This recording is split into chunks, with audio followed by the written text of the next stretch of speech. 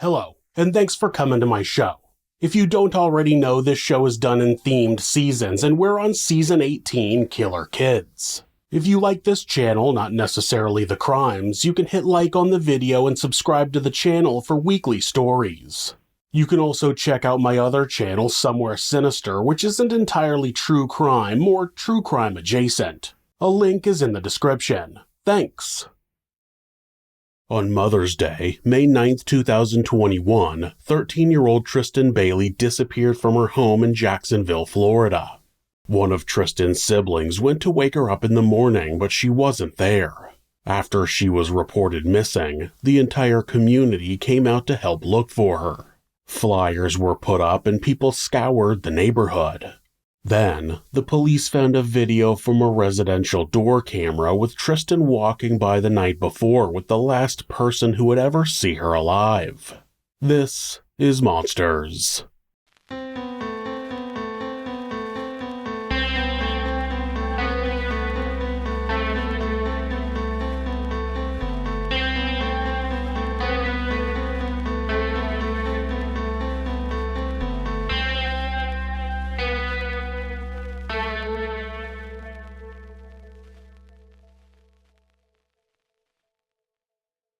Aiden Fucci was born on November 17, 2006 in Florida to Jason Fucci and Crystal Smith. His parents were not together and each were married to other partners, giving Aiden a stepmother and stepfather and a number of siblings. According to a letter his parents would later write to the judge, Aiden was well liked by everyone. He enjoyed working on cars and baking. Like most teenagers, he liked video games, and the family would all download mobile games and play them together. In 2021, Aiden had a girlfriend who remained unnamed during the case due to her age, but one of Aiden's friends mentions her name during a recorded interview. Of course, Aiden's home life wasn't perfect, and his biological father had a criminal record of his own. He was convicted of child abuse in 2004 and was arrested in 2016 for battery following a fight at a gas station in the presence of one of his children. Crystal would go on to be convicted of evidence tampering after being caught trying to clean her son's bloody clothes after he committed murder. So it seems like Aiden didn't grow up with the greatest of role models. Aiden's best friend was Trey Absher, and he agreed to a recorded interview with investigators after the arrest. This is where he mentions Aiden's girlfriend, Zophie. I mean, Aiden has said, some messed up stuff to me, to Zophie, saying he was going to do things, but you don't really take any of that stuff serious as coming from a teenager. And he has said his knife, he wanted to slit somebody's throat, and he said it'd be satisfying. He's talked about killing people. He's talked about fighting people. I've seen him practice stabbing motions with his knife. And I mean, you don't really take any of this stuff as in he's gonna stab and kill somebody, because he's just a kid. We're all just kids, and our group, I mean, we joke around about stuff, and we have a little bit of dark humor, but nothing like that. Nobody ever says they're gonna hurt anybody or kill anybody. Okay. To most people, Aiden seemed like a pretty nice guy, but to the people close to him, he seemed to be obsessed with death. I think I might have asked this question before, you might have addressed it. Did he ever talk about death, about killing? He did all the time. He did all the time. Can you elaborate on that for me? So we'd hang out every day. He would, about every 2 weeks, we'd have a conversation about it. Not a conversation, he would just say that. He's talked about it way more with Zophie than he ever has with me. He's brought it up maybe 4 or 5 times because he's seen the way I reacted to it. Because, but he talks about it all the time with Zophie. So what would he talk about with you? With me, he would just, remember we were with Tristan one time, he was Trey's crush would be, fighting people, because I do boxing, and I've been boxing for a couple of years. He'd be Trey's crush is, fighting, my crush is killing people, and then, I was just what? Your crush means you like doing it, so you like killing people. Did you talk to him about that, or did you? No, I just kind of brushed over it because at the same time, I don't think he's serious about killing people. Because of the teenager he was, his mom was always mean to him. His dad was always mean to him. He was always like in a bad mood, but you didn't know he was in a bad mood. So I just didn't know if that was his way to cope with it, and if he was just like dark about some things. Okay, so that would just be the comments that he made, that his crush was about killing people? Yeah. Did he make any kind of specific comments about wanting to kill? Slitting throats. He said that before. Not anyone specific. He never said he's going to kill somebody specifically. Mm-hmm. He just he would say killing people or slitting throats, stabbing people, stuff like that. Okay. He's talking about slitting throats and stabbing people. Did he carry a knife with him? Yes, he did. Your friend talks about stabbing people and slitting throats and always carries a knife and you still brush it off? I get not taking a teenager seriously when they're being edgy, but there should be a point when you at least show a mild amount of concern and maybe tell someone just as a precaution. It would be revealed that Aiden told his girlfriend that, in a month, he was going to kill someone by dragging them into the woods and stabbing them. That was about a month before the murder. Again, she didn't take him seriously. Tristan Bailey was born on January 18, 2008 in Singapore to Forrest and Stacy Bailey. She was the youngest of 5 children. The Baileys thought they were done having children and were preparing to move to Singapore when Stacy found out she was pregnant again. Doctors in Singapore thought they saw something that could have been a hole in the baby's heart before she was born, but fortunately she was born healthy. The family was in Singapore for the first 4 years of Tristan's life before moving back to the United States and settling in Florida. She did well in school academically and was popular with the other students. She joined the cheerleading team and was planning to continue cheering into college. In high school at Patriot Oaks Academy in St. John's, she met Aiden Fucci and began hanging out in the same circle of friends. The evening of May 8, 2021, Aiden had spent some time with his girlfriend, then went to Trey's house at about 8 p.m. Trey had invited some other people over to the house. One of them was Tristan. They spent the evening hanging out like normal teenagers do. Aiden and Trey smoked some marijuana, and eventually Trey went to sleep. He said he woke up at some point and told Aiden and Tristan to leave, which they did. Aiden would later claim that he walked Tristan home, which would be proven by surveillance cameras. The two were captured on surveillance in the parking lot of a store and then on a door camera at just before 2 a.m. It's what that same camera would show just a few hours later that would pique the interest of authorities. The following day was Mother's Day and Tristan's parents were up making breakfast.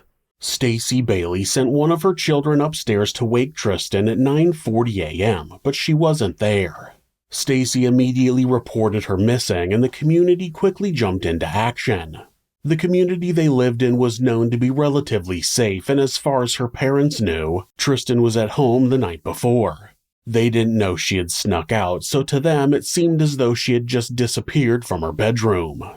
The same day, police found surveillance footage from the Durban Amenity Center and then the door cam footage of the missing girl walking with Aiden. Then, a few hours later, the footage showed Aiden returning the other direction, and this time he was running while carrying a pair of shoes. A few minutes later, a surveillance camera at Aiden's home showed him go in the front door holding a pair of white Nike sneakers. It looks like he's only wearing socks in the video. At about 3 p.m., sheriff's deputies interviewed Trey about Tristan's whereabouts. He told them that she had been at his house the night before and had left with Aiden. That afternoon, at about 4 p.m., deputies went to the Smith home so they could interview Aiden. With his mother's permission, Aiden took the deputies on the route that he and Tristan had walked. While Aiden was in the back of the patrol car, he posted a video to Snapchat. It's in a cop car, cuz. Tripping, dude. We're having fun in a cop car. Yep. Tristan. What's up, guys? Yep. Tristan, if you can walk out the damn... When you see this in a month... He also posted a picture to social media of himself in the back of the police car with text that read, quote, "Hey guys, has anybody seen Tristan lately?" One of the responses to the post said, quote, You were with her, Aiden. You know what happened to her." Aiden's initial story was that he walked her to the end of her street and then went home. When he was asked why it took him so long to get home, as it should have only been a 30-minute walk, he claimed that he had wandered around alone for a while in order to clear his head. When the investigators pressed him further, he changed his story and said that Tristyn hadn't turned onto her road and kept walking with him. Then they got into an altercation after she tried to touch his penis and he pushed her away. She fell, hit her head, and he ran off. He also told authorities that she could be with a 20-year-old drug dealer that she regularly communicated with on Snapchat. Due to the suspicious circumstances of Aiden's story, he was placed under arrest and read his rights. From there, he stopped talking and his parents requested a lawyer. At just after 6 p.m. that evening, a man called 911 and told them he found the body of a young girl near his property. He told the police that he had gone out for a run, and when he returned, he looked around a wooded area with a pond near his house and saw the body. Then he called 911 without going near the body. The girl was by a retention pond near the Durbin Creek Nursery off of Racetrack Road. Tristyn was lying on her right side with her head pointed to the east looking north and her feet pointed to the west. She was wearing a black Victoria's Secret shirt with the word pink on the front, black Nike brand sweatpants, and black and white slip-on Vans tennis shoes. Tristyn had been stabbed multiple times and was covered in blood. Her hair was red and matted. Her cell phone was found nearby. At that point, a search warrant was issued for Aiden's home. While they were waiting for that, authorities transferred Aiden to the Criminal Investigation Department and placed him in an interrogation room where he talked to his mother and stepfather. You know they found this girl, right? Where? In our neighborhood. Down our main street. Is she good? No, No, she's not. she's dead. That's why this is very important. It's all on you right now. That's my problem. You were She the was last the one. last one seen with her. So right now, it's facing you right now, son. So however you talk, you breathe, you think, then you respond. This is very serious, Aiden. You can't act like I don't know. I don't know. You can't, and you can't. You say understand nothing. this is serious? Clearly. You understand, right? Mm-hmm. Everything you say will affect you. It seemed that Aiden's parents knew that the interview room was being recorded, but they still made some attempts to coach the boy into making sure his story was less suspicious. Then Crystal suggested that Aiden was wearing khakis that night instead of the jeans he was actually wearing. We're gonna go home and get your clothes. What clothes? The clothes you're wearing. Mm-hmm.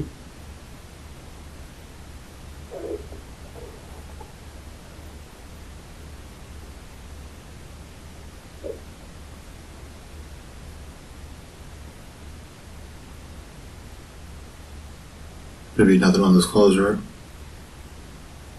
This one.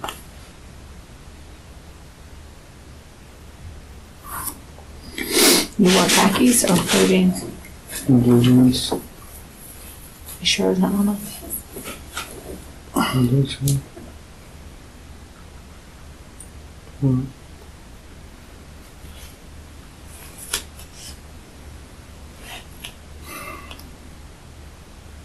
When we looked on the camera, you were wearing khakis.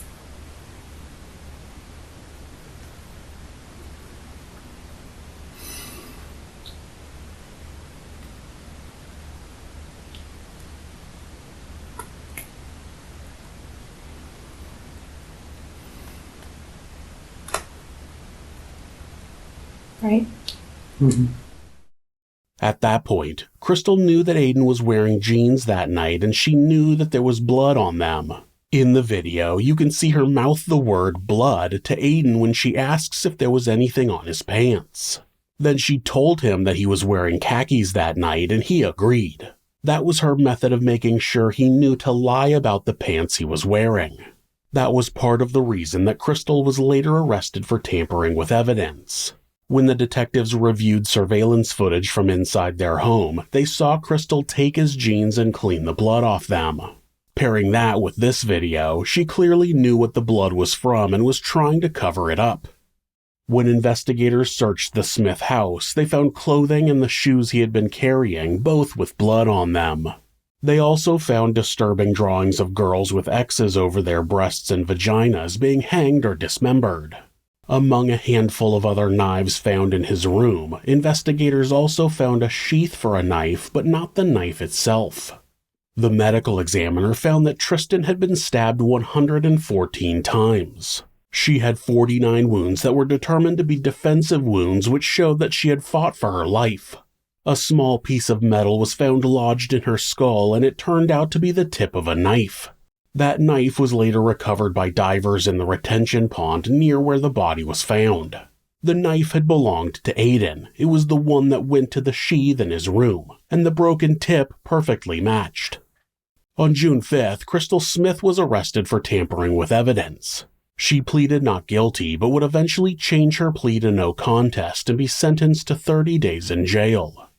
During the preliminary process of the trial, Aiden attempted to make people believe he was not mentally stable.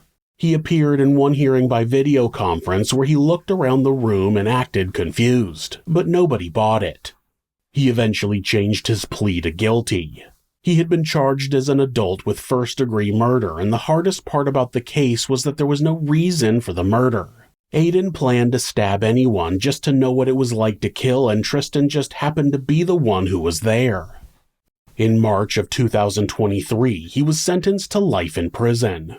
The judge can reevaluate his decision after 25 years and change the sentence from life to anywhere from 25 to 40 years if he so chooses.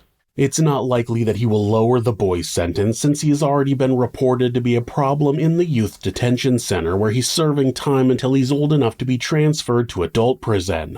He has threatened guards and other inmates, even telling guards that he would kill their families. He already has a history of bullying other teens, fighting and forcing them to give him items from their commissary. He had to be moved to solitary confinement because his threatening behavior was said to be so relentless. It seems that Aiden Fucci is exactly where he belongs, and it will be interesting to see how the inmates of the adult prison handle his attitude when he's finally moved. During the Bailey's impact statements, Tristyn's brother added 114 small stones to a jar, one by one, to represent the amount of times his sister was stabbed. The jar remained there throughout the entire family's statements. The amount of time and energy it takes to stab someone 114 times is immense. The amount of anger and evil inside someone that could make them do that is not something any regular person could do. That person has to be a monster.